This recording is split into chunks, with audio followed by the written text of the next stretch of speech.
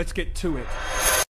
Alright YouTube, what's going on? Mesa fell back at it with some Destiny. Alright, so ding ding ding, survey says you want another exotic sword, but you don't want to have to suffer through the Crucible part. I know, I certainly don't, and shout out to my friend Oa, who I play PvP with, or used to play PvP with, but since the switch to the meta, where it's catering to all the pros and not us average players, we don't really play Crucible anymore. Alright, so what you need to do is, you need to have completed one of the exotic sword quests and have that sword on one particular character. You know, actually I have the sword, just meaning you completed it on your one character. So here on my Warlock, I completed the Boltcaster quest initially. I just completed the Void one without having to do the Crucible part, and I'm going to go get myself a Solar exotic sword without having to do the Crucible part, and you're going to see it right now.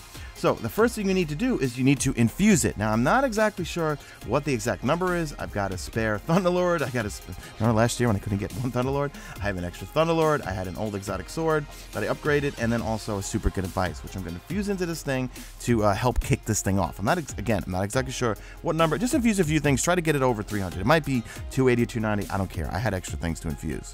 Okay, so once you infuse it, then you want to just use your Motes of Light, upgrade it, and then you want to fill in all the nodes. And when you fill in all the nodes, then Shaxx is going to kick off the exotic sword quest, but he's going to bypass the whole Crucible part, okay? It's going to go right to the farming of materials and elemental kills. So for my solo one, I got to farm for helium filaments, and luckily, because none of the factions sell them, I did get an Iron Banner Ghost Shell that detects helium filaments, but I should know where all of them are because playing since year one, before you could buy all that sort of stuff, we actually had to go out and farm for all those damn helium filaments, so I'm actually looking forward to this part. The Spin Loader one was easy, the Relic Iron one was a pain in the ass, I hate it, but here you can see here, I've got the step, skip the whole Crucible part, thank God.